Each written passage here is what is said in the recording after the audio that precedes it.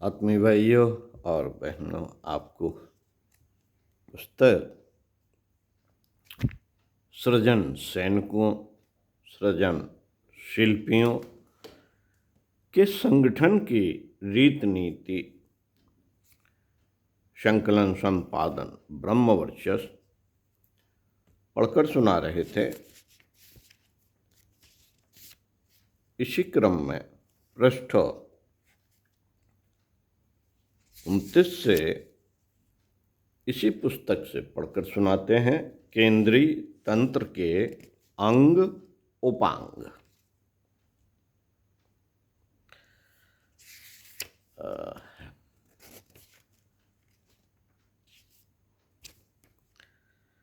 तंत्र की रूपरेखा समय की आवश्यकता और कार्य के विस्तार के आधार पर केंद्र ने गंभीर अध्ययन के बाद संगठन की वर्तमान रूपरेखा बनाई। ऋषि निर्देशन की मर्यादा में इसके लिए सुसंबद्ध विकेंद्रित तंत्र, वेल कोऑर्डिनेटेड डिस्ट्रलाइज्ड सिस्टम विकसित करने का प्रयास चल रहा है। प्रकृति भी अपना कार्य इसी ढंग से करती है। शरीर के विभिन्न अंग अवयव अपने अपने ढंग से निर्धारित कार्य करते रहते हैं, लेकिन पूरे शरीर में हृदय द्वारा संचार एवं मस्तिष्क के स्नायु मंडल का समन्वित तंत्र स्थापित है। प्रकृति के अन्य घटकों में भी ऐसी ही व्यवस्था बनी रहती है। इसके लिए अपने संगठन तंत्र की रूपरेखा निम्नानुसार है। केंद्र वृहत्तर संभाग जोन्स, जिसे जोन्स कहते हैं, संबद्ध जिले, तहसील, प्रखंड आदि नगरों के मोहल्ले, वार्ड, ग्राम आदि। इसे संगठन का खाका नक्शा कहा जा सकता है। खाका किसी ढंग से ऊपर से नीचे, नीचे से ऊपर की ओर बनाया जा सकता है। परिजनों को तंत्र का स्वरूप समझाने के लिए यह जरूरी है। यह जरूरी है, लेकिन वास्तविक ढांचा जब बनता है तो वह नीचे से, नींव से ऊपर की ओर ही बनता है। इसलिए अपने संगठन के तंत्र को विकसित करने के लिए यही अनुशासन अपनाया जा रहा है। जोन्स, जिलों, प्रखंड आदि के प्रावधान कार्यकर्ताओं को अपने अपने क्षेत्र में परिजनों को, सैनिकों को संगठन की रूपरेखा समझाने की जिम्मेदारी सौंपी जा रही है। उभरने वाले संगठनों को सूत्रबद्ध करने के लिए कार्यालय, प्रशिक्षण केंद्र आदि विकसित करने के लिए प्रेरित किया जा रहा है। लेकिन संगठन का वास्तविक ढांचा तो नीचे ऊपर और ही बढ़ेगा। उसका क्रम यह होगा। क्या? क्षेत्र के सहयोगी सभ्य साधक, समयदानी, सृजन सैनिक। क्षेत्र के सहयोगी सभ्य साधक, समयदानी, सृजन सैनिक आदि। इनका क्या होगा? प्रज्ञा मंडल, महिला मंडल, युवा मंडल, सांस्कृतिक मंडल आदि। फिर इसके ऊपर समन्वय समितियां, समर्थ, समयदानी तंत्र, संपर्क सूत्र, प्रतिनिधि। फिर प्रखंड, तहसील, जिला स्तरीय इसके ऊपर होगी। संयुक्त, जिसमें संयुक्त इसके बाद होगी संयुक्त समन्वय समिति, समर्थ समयदानी तंत्र, संपर्क सूत्र प्रतिनिधि। ये बृहत्तर संभाग जोन्स और उनके कार्यालय इसके ऊपर, प्रशिक्षण प्रकाशन तंत्र इसके ऊपर होंगे, केंद्र के संभागीय विकास विभाग प्रशिक्षण समन्वय तंत्र। तो और अच्छे से समझने के लिए इस पुस्तक को भी आप जरूर प्राप्त कर पढ़ें। उक्त रूपरेखा से चाहे तो जो हमने बताया इसे नोट भी कर सकते हैं।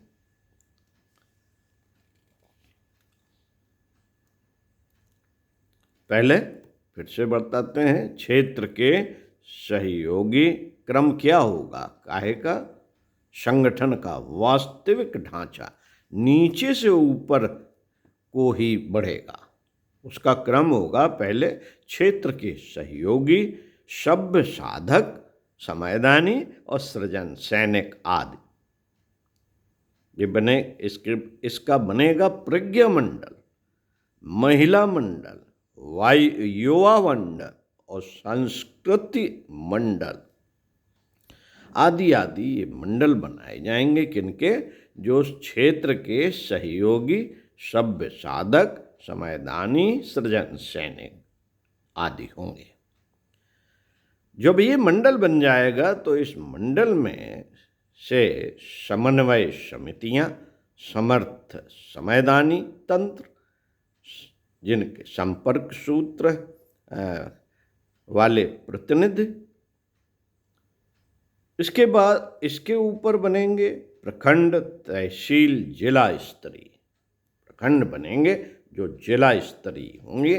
जिला स्तरीय तंत्र में संयुक्त समन्वय समिति गठित होनी चाहिए, समर्थ समयदानी तंत्र, संपर्क सूत्र प्रतिनिधि। इसमें इसके आगे बृहत्तर संभाग जोन, उनके कार्यालय, प्रशिक्षण प्रकाशन तंत्र जो गवर्न होंगे केंद्र के संभागीय विभाग प्रशिक्षण समन्वय तंत्र से। ऐसा भी कह सकते हैं कि केंद्र के संभागीय विकास ये चलेंगे कैसे, ये जाएंगे बृहत्तर संभाग जोन, उनके कार्यालय, प्रशिक्षण तंत्र को ये पोषित करेंगे। और बृहत्तर संभाग जोन्स, जो जोन्स बनाए जाते हैं वो संयुक्त समन्वय समिति, समर्थ समयदानी तंत्र, संपर्क सूत्र प्रतिनिधि से प्रेरित करते रहेंगे और इनसे संपर्क बनाए रखेंगे। और यह समितियां जो प्रखंड, तहसील, जिला स्तरीय बने हैं, जो प्रखंड हैं, तहसील स्तरीय, ब्लॉक स्तरीय, जिला स्तरीय जो तंत्र है स्थापित हो गए हैं, उनको पोषित करेंगे, उनसे संपर्क करेंगे। और ये जो ब्लॉक स्तरीय, तहसील स्तरीय, जिला स्तरीय हमारे प्रखंड बने हैं या तंत्र बने हैं या जोन्स बने हैं, जो जोन्स तो ऊपर हो गया, फिर ये समन्वय समितियां, समर्थ समयदानी तंत्र, संपर्क सूत्र तक जाएं, प्रज्ञा मंडल, इसके बाद ये सभी समितियां प्रज्ञा मंडल, महिला मंडल, युवा मंडल, सांस्कृतिक मंडल की तरफ बढ़ेंगे और उनको पोषण देंगे। और जब ये मंडल क्षेत्रीय सहयोगी, सभ्य साधक, समयदानी, सृजन सैनिक आदि तक जाएंगे, ऊपर से नीचे, नीचे से ऊपर तक, उक्त रूपरेखा से स्पष्ट होता है कि अपने संगठन तंत्र के आधार मंडल एवं उनके द्वारा गठित समितियां, जो समूह हैं, उनके माध्यम से भौगोलिक दृष्टि से हर क्षेत्र को सक्रिय संगठित इकाइयों के साथ जोड़ा जा सकेगा।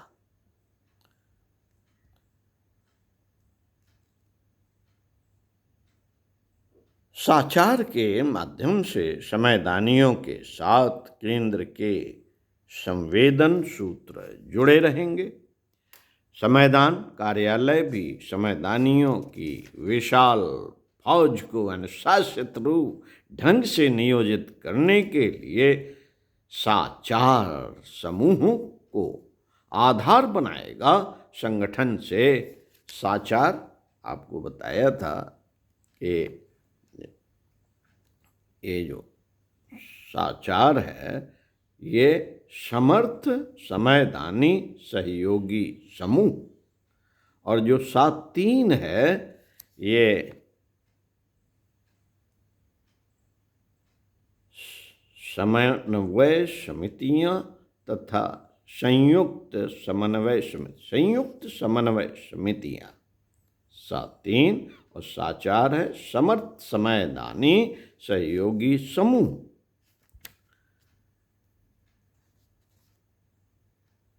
इस प्रकार 7-3 एवं साचार समूह केंद्र के अंग उपअंगों स्नायु तंत्र की तरह प्रतिष्ठित होंगे। हर बड़ी संगठित इकाई अपने क्षेत्र को संगठित इकाइयों को अधिक समर्थ एवं प्रभावी बनाने के लिए प्रयास करेगी। केंद्रीय तंत्र ऐसे प्रयास करने वालों के लिए जिला स्तरीय एवं संभागीय जोनल केंद्रों के माध्यम से कार्य करता रहेगा। हर 7-3 का सीधा संबंध केंद्र से तो होगा ही, लेकिन वे अपने क्षेत्र को किसी प्रज्ञापीठ, शक्तिपीठ अथवा जिला स्तरीय संयुक्त समन्वय समिति के साथ भी जुड़े रहेंगे। किसी भी प्रज्ञापीठ, शक्तिपीठ से जुड़े 7-3 की भी एक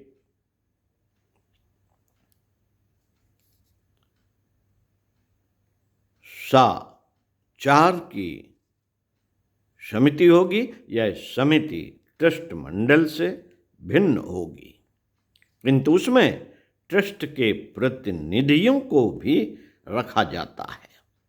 ट्रस्ट मंडल की मुख्य जिम्मेदारी केवल इतनी होती है कि जनता द्वारा ट्रस्ट को सौंपी गई चल अचल संपत्ति का संरक्षण और नियोजन संतोषजनक ढंग से करें। समन्वय समिति का न्यूनतम कर्तव्य यह होता है कि पूरे क्षेत्र में मिशन अभियान की प्रगति और पुष्टि की समुचित रूपरेखा बने और क्रियान्वित हो। क्षेत्र को आध्यात्मिक ऊर्जा से संपन्न बनाने के लिए अपने तंत्र को स्वावलंबी एवं सक्षम बनाए। हर प्रज्ञापीठ, शक्तिपीठ पर भी एक कार्यालय होना चाहिए। पीठ से संबद्ध हर संगठित समूह के प्रगति विस्तार के आंकड़े वहाँ होने चाहिए। 7-3 के साथ कितने मंडल जुड़े हैं, प्रत्येक मंडल के निर्धारित रिकॉर्ड की संक्षिप्त जानकारी वहाँ रहनी चाहिए। समय समय पर होने वाले परिवर्तनों के आधार पर रिकॉर्ड में संशोधन किया जाता रहे। समन्वय समिति की बैठकों में हर मंडल के आंकड़ों की समीक्षा की जाती रहे। विकास, प्रोत्साहन, प्रशिक्षण आदि की व्यवस्था इन्हीं प्रामाणिक जानकारियों के आधार पर की जाती रहे। पूरे जिले की इस प्रकार की जानकारियां जिले के किसी शक्तिपीठ पर अथवा सामूहिक निर्धारण के आधार पर किसी अन्य स्थान पर होनी चाहिए। यदि किसी प्रज्ञापीठ, शक्तिपीठ पर सक्रिय संगठित समूहों की समन्वय समितियों को दी जाने वाली सुविधाएं नहीं हैं या उनकी व्यवस्था नहीं बन पा रही है तो उसके लिए आम सहमति तथा केंद्र की अनुमति से उपयुक्त व्यवस्था किसी सक्षम केंद्र पर की जा सकती है। वैसे केंद्र के प्रयास यही हैं कि जहाँ तक संभव हो संयुक्त समन्वय समितियों के कार्यालय, योजना केंद्र, प्रज्ञापीठों, शक्तिपीठों में ही बने। यह अपेक्षा की जाती है कि पीठों से जुड़े वरिष्ठ परिजन पीठों को इस दृष्टि से समर्थ बनाएं। इस संदर्भ में विशेष रूपरेखा समझने के लिए परिशिष्ट भाग में पीठों की समर्थता प्रकरण देखें अथवा परिशिष्ट भाग की पुस्तक को पढ़ें। जो बड़े संभाग हैं, जोन्स हैं, बृहद संभागों जोन्स का निर्धारण इस प्रकार किया गया है कि हर जोन्स के अंतर्गत अपने मिशन की दृष्टि से कुछ विकसित क्षेत्र, कुछ विकासमान क्षेत्र तथा कुछ नए अविकसित क्षेत्र शामिल हों। विकसित क्षेत्र के समर्थ समयदानियों के सुनियोजन से विकासमान एवं नए क्षेत्रों के विकास की प्रभावी कार्य योजना को मूर्त रूप दिया जाता रहेगा। प्रारंभ में थोड़े से ही केंद्रों को इसके लिए तैयार किया जा रहा है। क्रमशः उनकी संख्या भी आवश्यकतानुसार बढ़ाई जाती रहेगी। कहा जा चुका है कि किसी भवन या संगठन का ढांचा नीचे से नींव से ही शुरू होता है। जहां परिजन सृजन सैनिक मिलकर सक्रिय मंडल गठित कर लेंगे, मान लिया जाएगा कि वहां नींव का काम हो गया। जहां परिजन सृजन सैनिक मिलकर सक्रिय मंडल गठित कर लेंगे, मान लिया जाएगा कि वहां नींव का काम हो गया। जहां मंडल मिलकर सातीन बना लेंगे, सातीन मतलब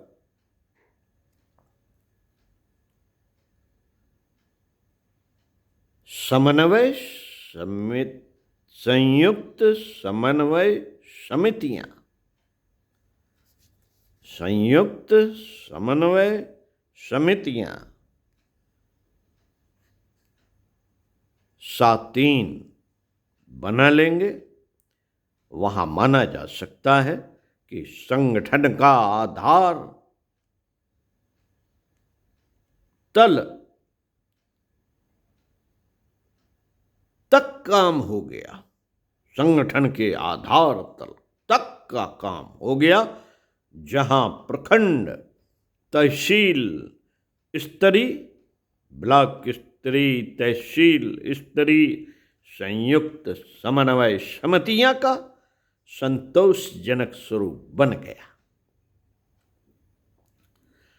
वहां भवन के स्तंभ उभर आने जैसी स्थिति मानी जा सकती है, जहां स्तंभ स्तर के प्रतिनिधियों के संयोग से जिला स्तरीय संगठन उभरा। वहां माना जा सकता है कि स्तंभों को परस्पर बांधने, संयुक्त बल देने वाले बीम बन गए। इसके ऊपर जोन्स की छत युग निर्माण के समर्थ प्रयोगों के शिखर जैसे शिखरों का भार डाला जा सकता है। मित्रों, यह सारे कार्य अपने माय को हम में समर्पित करने वाले ऋषि पुत्रों, अग्रदूतों के साधनात्मक पुरुषार्थ एवं कौशल से ही संभव होगा। ऋषि तंत्र इसके लिए समुचित स्नेह, आशीर्वाद एवं शक्ति के अनुदान देने को संबद्ध है। इन उच्च स्तरीय अनुदानों को पाने में वही साधक सफल हो सकेंगे जो व्यक्तित्व को परिष्कृत करने और संगठन को सशक्त बनाने की योग साधना में सारे पूर्वाग्रह छोड़कर पूरी निष्ठा से जूझ पड़ेंगे। विश्वास है कि युग सैनिक युग ऋषि द्वारा पेश की गई इस कसौटी पर भी खरे उतरेंगे और अद्भुत श्रेय सौभाग्य के पात्र बनेंगे। साथियों, पढ़ा, सुना, समझा, इसी क्रम में परिशिष्ट भाग का अगला वीडियो पढ़कर सुनाएंगे। इसी पुस्तक के पृष्ठ 33 से साप्ताहिक गोष्ठी महत्व और कार्य विधि। इसका महत्व और कार्य विधि क्या होगी साप्ताहिक गोष्ठी की, तो मिलते हैं अगले वीडियो में पुनः आपसे। ओम